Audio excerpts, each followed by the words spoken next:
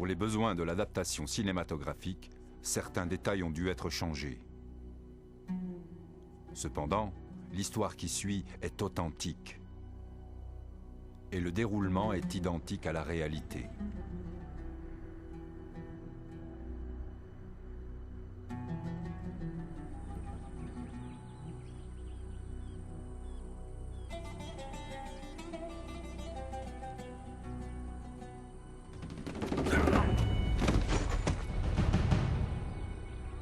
L'attaque par surprise est la clé de la victoire. Vous devez passer à l'action tellement vite que votre ennemi n'a pas le temps de réagir. Assurez-vous que vous tranchez bien d'une artère à l'autre. Soyez déterminé et énergique. Ne lui faites pas de cadeaux. Nous vivions et nous étions entraînés dans le désert pour une seule raison. Retourner en Égypte et renverser le gouvernement. Nous étions prêts à faire face à toutes les difficultés. Pour l'amour d'Allah. Nous n'avions rien d'autre en tête que l'appel de l'islam.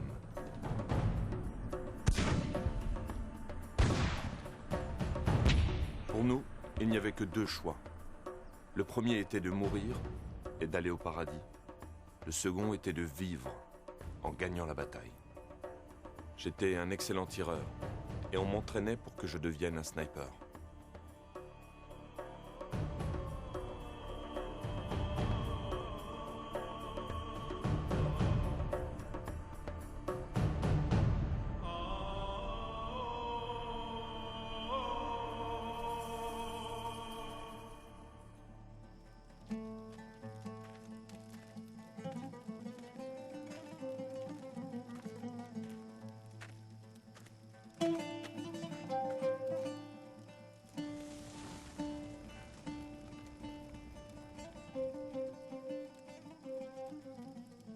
Et quiconque combatte dans le sentier d'Allah, tué ou vainqueur, nous lui donnerons bientôt une énorme récompense.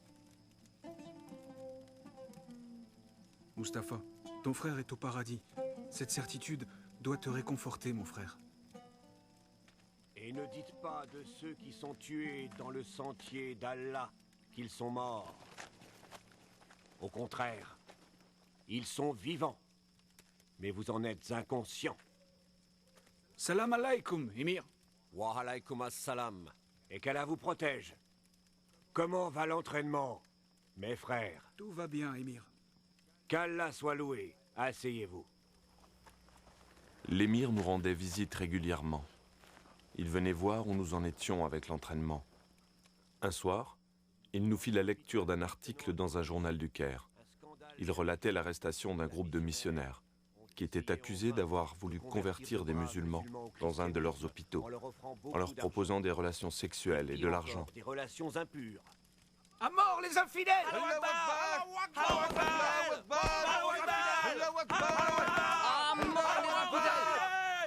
Du calme.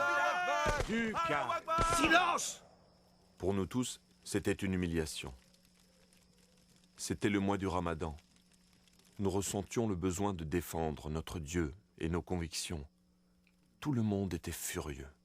Cet article dans la presse était une autre bonne raison de maudire encore plus les chrétiens. Les chrétiens prétendent que... Nous avons fait le vœu de mettre un terme à l'évangélisation des chrétiens, quel qu'en soit le prix. Bible, c'est eux qui la possèdent. Ils croient que ce livre révèle la parole de Dieu. Mais l'émir écarta la confrontation militaire.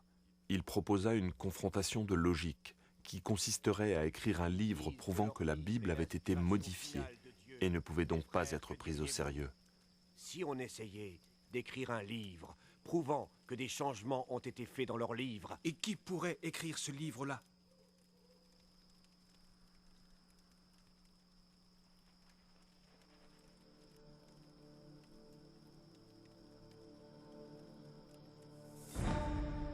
Qu'est-ce qui te prend?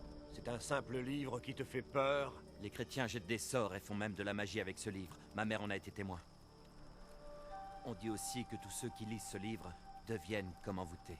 Il est maudit. Je ne peux pas le lire, Émir. Non, non, je ne peux pas le faire. Attention, ceci est ma volonté. Si tu crois en Allah, et si tu crois au dernier jour, tu dois faire comme je dis, Khalil. Non, Émir. C'est impossible. Non, non. Khalil, Non, Émir, je vous en prie. Trouvez quelqu'un d'autre pour ce travail. c'est une mission très importante. Et avec toi, je sais que ça ira. Tu es le seul capable d'écrire ce livre, j'en suis convaincu. Sans doute. Et vous me demandez de les aimer, de penser comme ces infidèles. Je peux pas. Si vous me dites de tuer les chrétiens d'Égypte, je le ferai avec plaisir. Mais lire ce livre maudit est au-dessus de mes forces. Tu es un grand croyant. J'admire ta foi en Allah. Elle est remarquable, c'est vrai. Mais tu fais erreur en te laissant aveugler par ton grand zèle spirituel. Je le vois bien. Tu ne sais plus discerner le bien du mal. Te rends-tu compte du très grand honneur que l'accomplissement de ce devoir t'apportera, sans parler du respect de tous tes frères? Tu seras le premier à exposer tous les mensonges colportés par les Juifs et les chrétiens. Pour ce travail, tu recevras 500 livres par mois, que je te remettrai moi-même.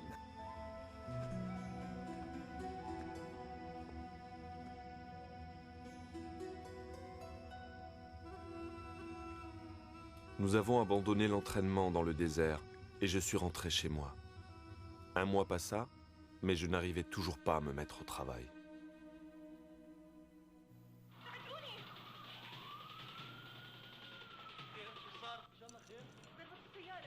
Dites-moi, qu'est-ce qui s'est passé dans la série? Cette pauvre femme, Oh, qu'est-ce figure-toi qu'elle que a? son fils vient d'avoir un accident et il est dans le coma. C'est horrible. Pose ça et regarde avec nous, maman. الحمد لله بس حبيت اقول لك اني اليوم صرت اخذت على الشيف تاعي سمعت انه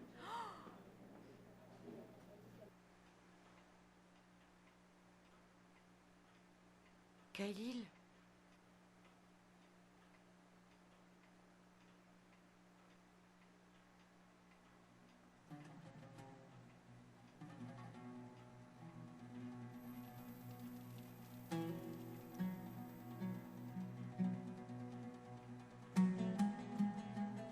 Je vous ai dit de ne pas regarder ces programmes mais hérétiques. c'est pas ce que tu crois.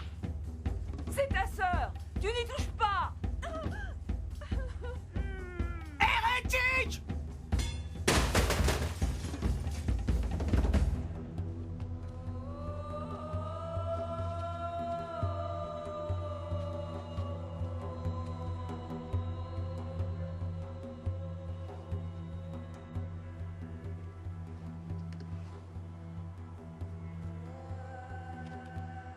Finalement, je pris la décision d'obéir aux ordres de l'émir.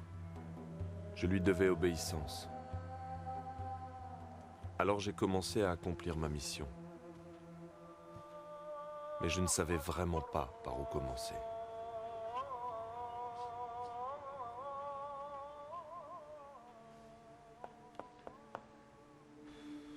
En lisant la Torah, j'ai trouvé des contradictions dans certains récits. Mais étant donné que dans le Coran nous avons aussi ce genre de contradictions, cela n'allait pas m'aider dans mon travail.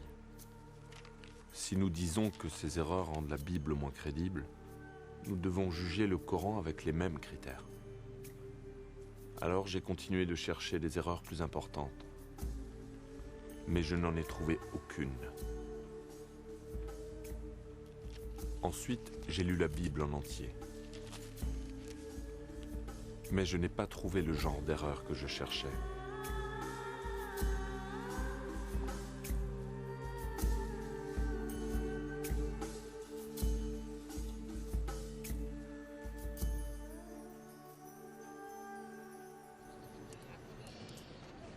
Il n'y a pas un seul verset dans le livre des chrétiens qui mentionne la venue du prophète Mohammed ou Ahmed. Je t'ai apporté quelque chose. Je crois que c'est ce qu'il te faut. Tiens, Démontrer la vérité. dans ces livres, il est fait référence à 26 passages des livres religieux dans lesquels est mentionné le nom du prophète Mohammed.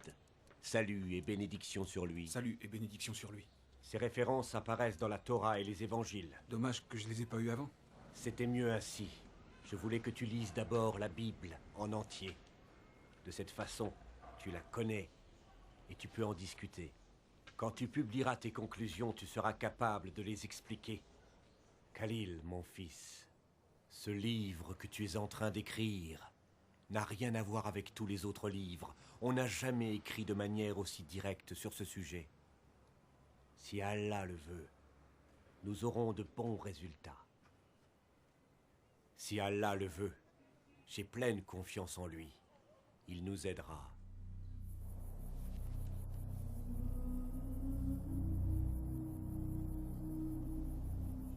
Je me mis au travail avec pour but d'examiner les 26 références inscrites dans les livres que je venais de recevoir. Aucune de ces références ne me permit de prouver quoi que ce soit. Alors j'ai prié. Seigneur, je ne peux pas prouver que la Bible a été modifiée. Et je ne trouve nulle part dans la Bible le nom du prophète Mohammed. Je vis pour qui? Je vénère qui?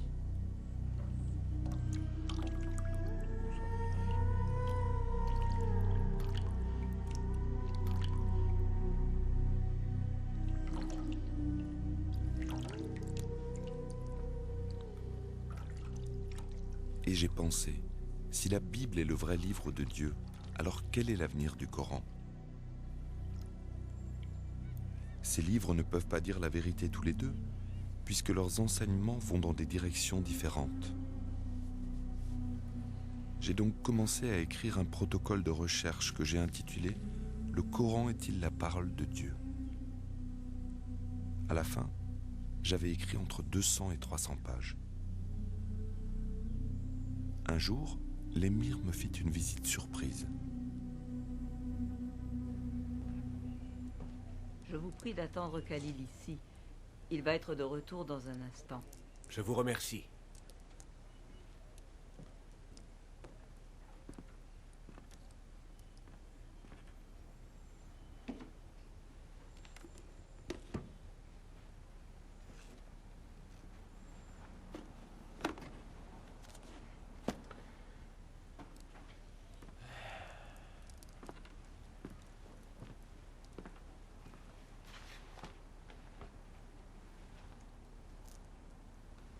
Gloire à Allah.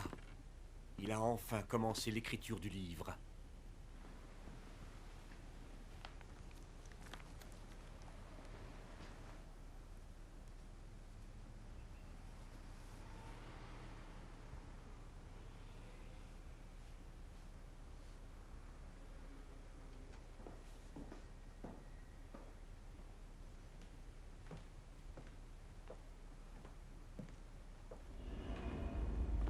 Que t'est-il arrivé, Khalil?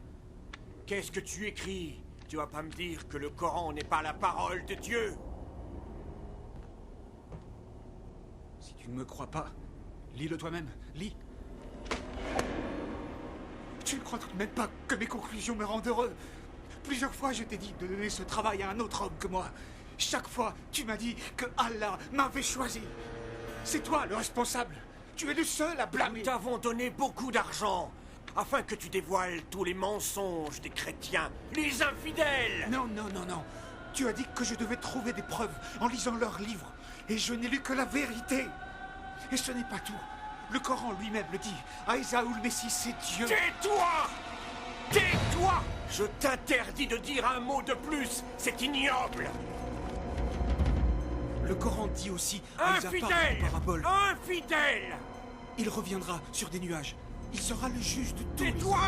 La sourate de Al-Maïda dit Aïssa a le pouvoir de créer toutes choses. Tais-toi! La sourate de Ali Imran dit qu'Aïssa a le pouvoir de guérir les malades et de ressusciter les morts. Aïssa reviendra sur les nuages. Et il jugera les nations le dernier jour. Je vais te tuer, infidèle!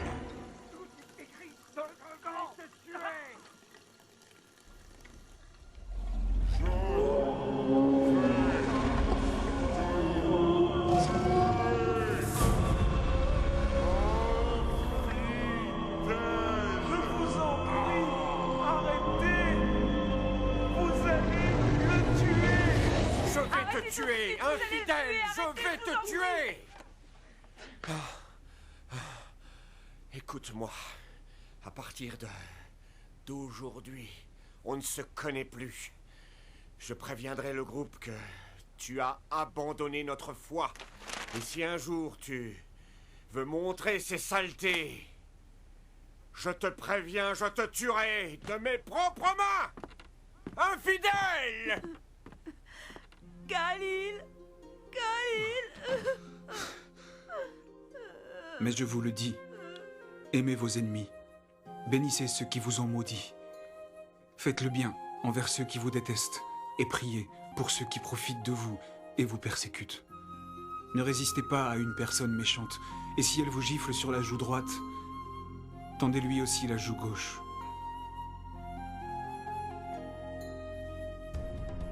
Combattez les infidèles, car ils n'ont pas la foi. Combattez les polythéistes de la même manière qu'ils vous combattent. Combattez ceux qui ne croient pas en Allah. Combattez, combattez, combattez. Même s'ils sont des pères, des fils et des maris, tuez-les.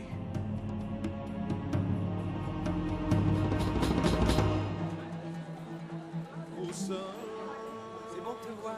Je les rends en forme.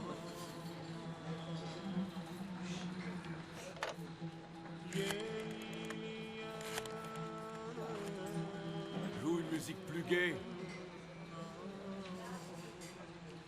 Allô, Timothée? C'est Khalil. Non, ça va. J'avais envie de parler avec toi. Bonjour. Un jour, j'ai téléphoné à Ça un va collègue bien de bureau qui était chrétien. Et Ouais, celui-là, ça va toujours. t'as pas envie d'essayer? Si tu veux. J'espérais qu'il pourrait me parler des évangiles, mais il prit Non, peur tu et n'y es pas. raccrocha. Je voudrais que tu m'en parles, c'est tout. Puis je découvris avec stupéfaction qu'on m'avait volé ma mallette, qui contenait ma carte d'identité et ma Bible. Vous avez vu ma mallette?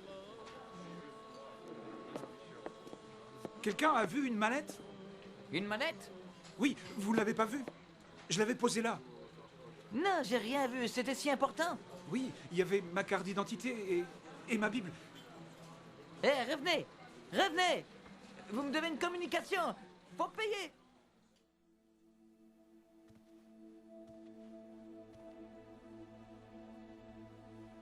Dieu, entends ma prière. Montre-moi le chemin. C'est tout ce que je veux et toujours voulu. Je veux te connaître et te servir de tout mon cœur. Je t'aime depuis mon enfance. J'ai mis ma vie entre tes mains. Je suis confus. J'ai besoin de toi. Je sais que tu es un Dieu. Mais es-tu celui des musulmans ou celui des chrétiens? Si tu es le Dieu des musulmans, fais en sorte que j'oublie mes doutes sur l'islam. Et si tu es le Dieu des chrétiens, fais que dans mon esprit vienne la lumière. Montre-moi la vérité. Je t'en supplie, Dieu.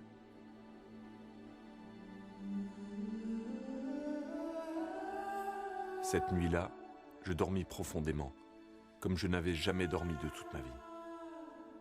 Quand l'aube commença à pointer, je fis un rêve.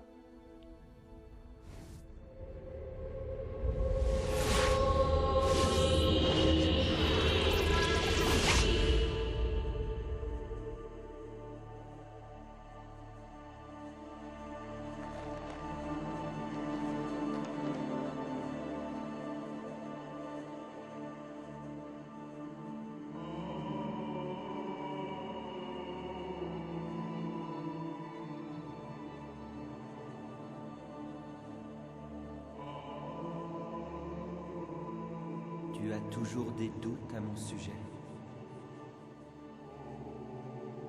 Qui es-tu? Je suis celui que tu cherches. Je ne m'en souviens pas. Tu lis le livre. Oui, je l'aime beaucoup. Oui, je le sais.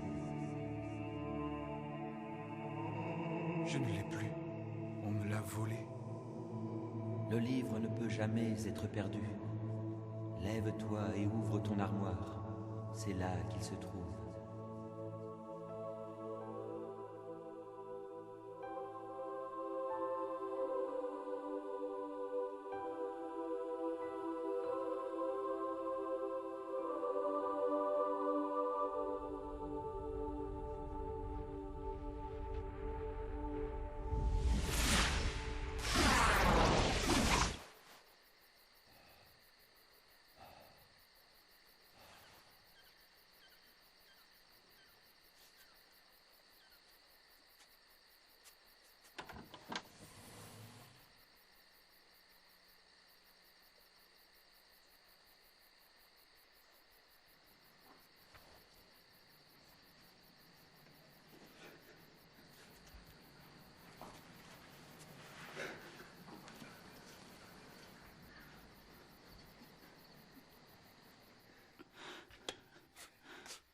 Khalil? Mère, tu dois me pardonner. Je croyais suivre les préceptes de la vraie foi. C'est pour ça que je t'ai traité aussi durement. J'étais ignorant.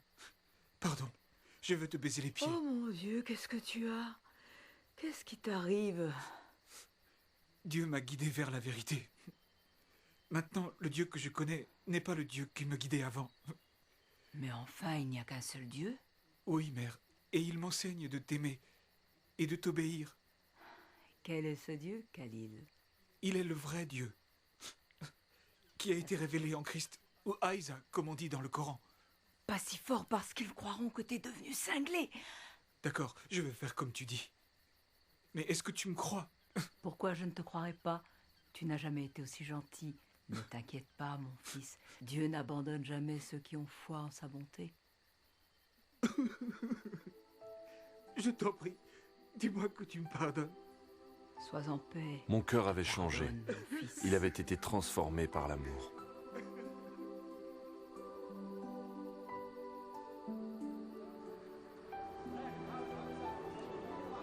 Je ne pouvais plus dormir. Je me suis promené jusqu'au matin. Tout ce que je voyais était magnifique. J'avais de la sympathie pour tous ceux que je rencontrais. J'avais envie de leur dire que je les aimais.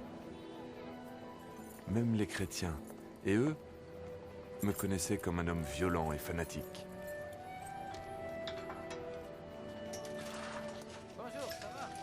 Bonjour, Georges. C'est moi, Khalil. On n'est pas encore ouvert. Ne crains rien, c'est pas moi. encore ouvert. Je suis venu te parler. Je viens C'est implorer pas ton encore pardon. ouvert. Je t'en supplie. On pourrait pas en parler plus tard? J'ai changé. Je le vois. Je ne suis plus le même. Avant, j'en voulais à tous les chrétiens. Je te demande de me pardonner. Pardonner? Car tu as changé? Oui, j'ai changé. Je te demande ton pardon. Je ne le mérite pas, mais je t'en prie, pardonne-moi. J'ai changé. Alléluia. Ça veut dire quoi? Tu le sauras. Laisse-moi te regarder. Que t'est-il arrivé? J'ai changé, s'il te plaît. Approche. Pardon. Bien oui, je te pardonne. Pardon. Entre. Je te Je remercie. t'accorde mon pardon. À partir de ce jour, j'ai réellement commencé à changer. Ceux qui vivaient dans mon entourage, comme ceux avec qui je travaillais, tous voyaient le changement qui s'était produit en moi. J'avais été un homme odieux, irascible. J'avais mis le feu aux églises et j'avais pillé des boutiques. J'avais commis des actes d'une extrême violence. Mais Christ avait changé ma vie. Quand je me suis mis à agir selon les Écritures de la Bible, je suis devenu une personne aimante.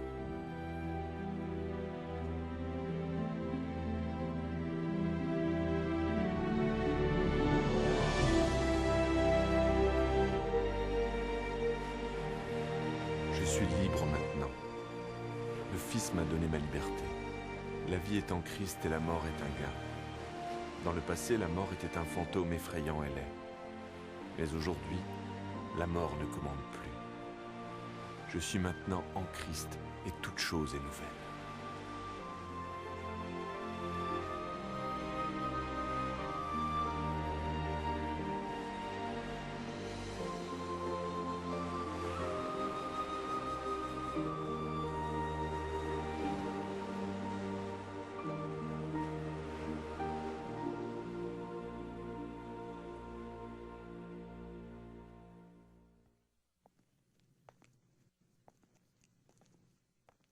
Est-ce que le léopard peut changer ses taches? Le lion peut-il vivre en paix avec l'agneau? Un homme dévoré par la haine et la lutte farouche contre ses ennemis peut-il devenir un homme de paix? Dans le cas de Khalil, toutes ces questions ne lui ont jamais traversé l'esprit. Jusqu'à sa rencontre avec le prince de la paix, le Seigneur Jésus-Christ. C'est impossible d'un point de vue humain? C'est ce que vous vous dites? Oui, mais avec Dieu, toute chose est possible. Cela me rappelle un homme, appelé Saül. Comme Khalil, il était grossier, violent, mais très instruit. Il prit la décision de tuer les chrétiens de sa région. Il participa à l'assassinat de plusieurs d'entre eux jusqu'au moment où il comprit qu'il ne luttait pas contre les hommes, mais contre Dieu. Dieu mit littéralement Saül à genoux. C'est dans cette position, humble et prostrée, que cet homme fier a crié son désespoir. « Qui es-tu, Seigneur ?» Et le Seigneur a répondu « Je suis Jésus. Et quand tu te bats contre mon Église, tu te bats contre moi. » De nos jours, On se souvient de cet homme sous le nom de Paul, l'auteur de plus de la moitié du Nouveau Testament dans la Bible. Qu'est-ce qui changea Saül? Qu'est-ce qui changea Khalil? Pour les deux hommes, c'était le même pouvoir, le pouvoir de l'amour. C'est de ce pouvoir que je veux vous parler aujourd'hui, car il n'y en a pas de plus grand. Dieu est amour, c'est ce qu'enseigne la Bible. Dieu est tout-puissant. Il connaît toutes choses et en outre, il est présent partout. Mais en essence, Dieu est amour. Dieu ne veut pas que l'homme périsse, mais au contraire, il veut que tous les hommes se repentent et connaissent la vérité. Ce qu'il veut, c'est que nous vivions avec lui au ciel pour toujours. Tout ce qu'il demande, c'est que nous acceptions Jésus-Christ comme notre Sauveur. Nous voici arrivés au point important. Écoutez avec attention. Khalil a eu l'expérience particulière de voir Jésus dans un rêve. Vous croyez peut-être que vous devez aussi le voir en rêve pour être sauvé? Ce n'est pas le cas. Le salut est un cadeau de Dieu pour tout le monde. La seule demande venant de Dieu est que nous ayons la foi. Même la foi est un cadeau de Dieu. Que pourrions-nous attendre d'autre que de l'amour d'un Dieu d'amour?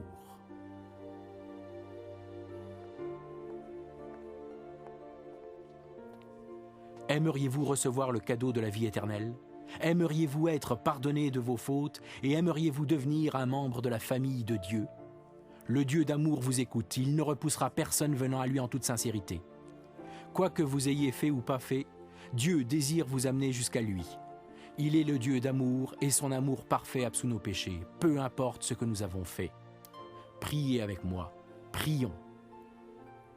Dieu, tu sais combien je t'aime. Mon Dieu d'amour, pardonne mes péchés et donne-moi la vie éternelle.